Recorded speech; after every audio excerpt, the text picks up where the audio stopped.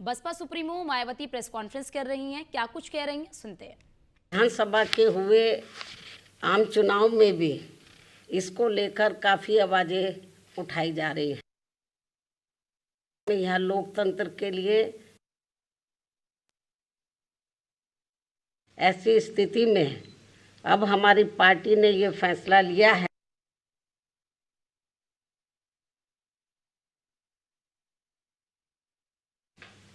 देश के चुनाव आयोग द्वारा कोई सख्त कदम नहीं उठाए जाते हैं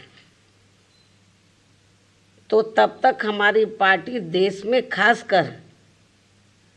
अब कोई भी उपचुनाव नहीं लड़ेगी। मैं उपचुनाव महाराष्ट्र स्टेट में विधानसभा के हुए आम चुनाव में भी इसको लेकर काफ़ी आवाज़ें उठाई जा रही हैं। ये अपने देश में यह लोकतंत्र के लिए बहुत बड़ी खतरे की घंटी भी है। ऐसी स्थिति में अब हमारी पार्टी ने ये फैसला लिया है कि जब तक देश में फर्जी वोटों को डालने से रोकने के लिए देश के चुनाव आयोग द्वारा कोई सख्त कदम नहीं उठाए जाते हैं तो तब तक हमारी पार्टी देश में खासकर अब कोई भी उपचुनाव नहीं लड़ेगी। मैं उपचुनाव की बात कर रही हूँ, बाई इलेक्शन की। तो तब तक हमारी पार्टी देश में खासकर अब कोई भी उपचुनाव नहीं लड़ेगी। जबकि आम चुनाव में जब जनरल इलेक्शन होते हैं, जबकि आम चुनाव में इस मामले में थोड़ा बचाव जरूर हो जाता है, क्योंकि इनका अर्थात सरकारी मशीनरी का सत्ता परिवर्तन के डर की वजह से जब जनरल इलेक्शन होता है, जो पार्टी पावर में होती है, ज़रूरी नहीं है कि वो पार्टी पावर में फिर से लौट के आ जाए, दूसरी पार्टी भी आ सकती है। तो फिर वो जो सरकारी मशीनरी है वो थोड़ा घबराती है। जबकि आम चुनाव में इस मामले में थोड़ा बचाव जरूर हो जाता है, क्योंकि इनका अर्थात सरकारी मशीनरी का सत्ता परिवर्तन के डर की वजह से आम चुनाव में इनका जनता पर कोई ज़्यादा दबाव या डर आदि नहीं होता है, जिसे खास ध्यान में रखकर हमारी पार्टी देश में लोकसभा व राज्यों में विधानसभा के आम चुनाव तथा स्थानीय निकायों के भी चुनाव पूरी तैयारी व दमदारी के साथ लड़ेगी। इसके साथ ही यहाँ मैं ये भी कहना चाहती हूँ कि यूपी में सन 2007 में बीएसपी की अकेले ही पूर्ण बहुमत की सरकार बनने के बाद से कांग्रेस, बीजेपी व इनके समर्थक सभी जातिवादी पार्टियाँ ये सोचकर काफ़ी घबराने लगी थी कि यदि बीएसपी केंद्र की सत्ता में आ गई तो फिर बाबा साहब डॉक्टर भीमराव अंबेडकर का व इनके अनुयायी रहे मान्यवर श्री कांशीराम जी का भी हर मामले में अधूरा रहा सपना जरूर साकार हो जाएगा, जिसे रोकने के लिए फिर इन्होंने अंदर अंदर आपस में मिलकर ये जो जातिवादी पार्टियां हैं, कांग्रेस, बीजेपी या कंपनी के जो लोग हैं, फिर इन्होंने अंदर अंदर आपस में मिलकर वे पर्दे के पीछे से खासकर दलित समाज में से बिकाऊ व स्वार्थी किस्म के लोगों के जरिए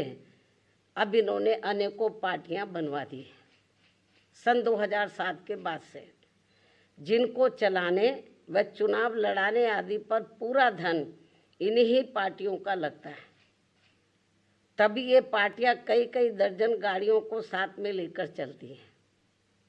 और अब तो ये हेलीकॉप्टर व प्लेन से चुनावी दौरा भी करते हैं। ऐसी लोगों में ये आम चर्चा है। जबकि हमारी पार्टी बीएसपी इसके लिए पार्टी के लोगों से बीएसपी सदस्यता आदि के जरिए अपना खर्चा खुद उठाती है। यहाँ ये भी गंभीरता से सोचने की बात है। और इतना ही नहीं, बल्कि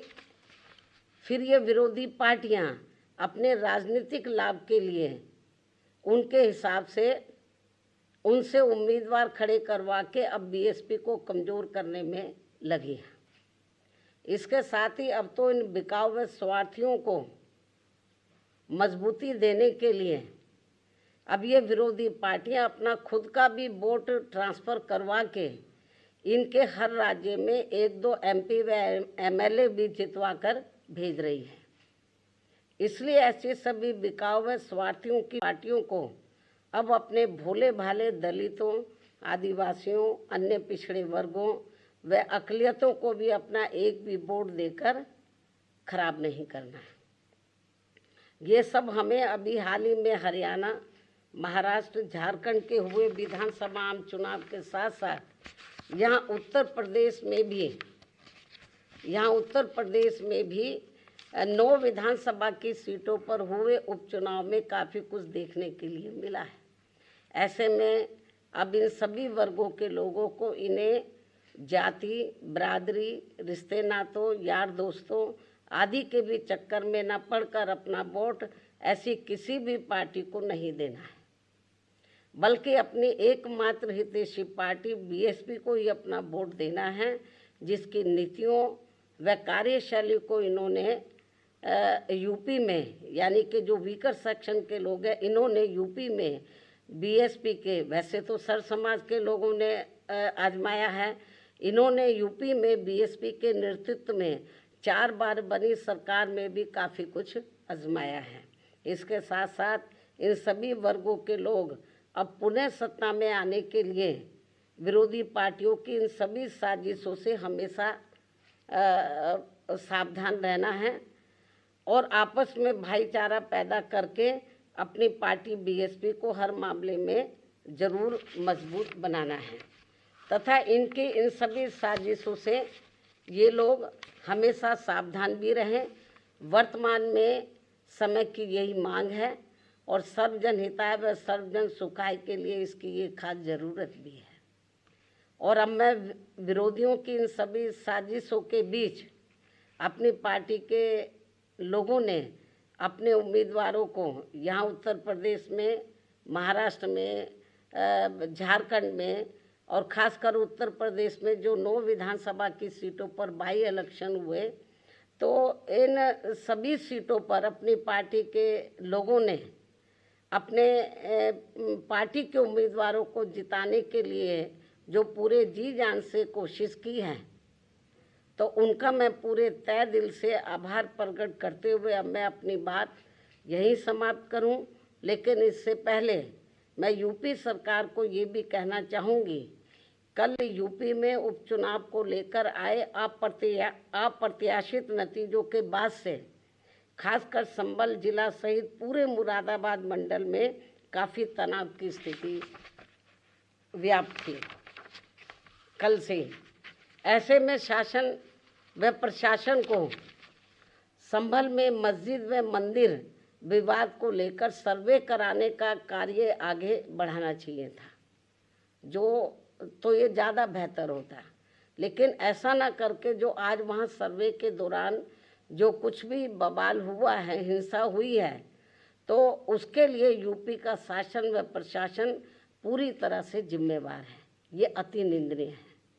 ये जो भी कुछ उधर हो रहा है ये अति निंदनीय है,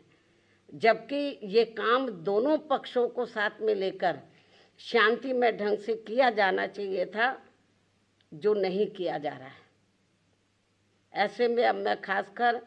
संभल के सभी लोगों से वहाँ शांति व्यवस्था बनाने की भी पुरजोर अपील करते हुए अपनी बात यही समाप्त करती हूँ। धन्यवाद। जय भीम व जय भारत।